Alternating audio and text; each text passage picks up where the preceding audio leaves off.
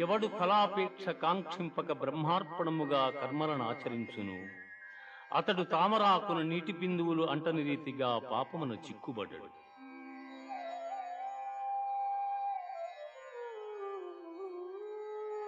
జ్ఞానేన తు తదజ్ఞానం ఏషాం నాసితమాత్మనః తేషామాదిత్యవజ్ఞానం ప్రకాశయతి తత్పరం.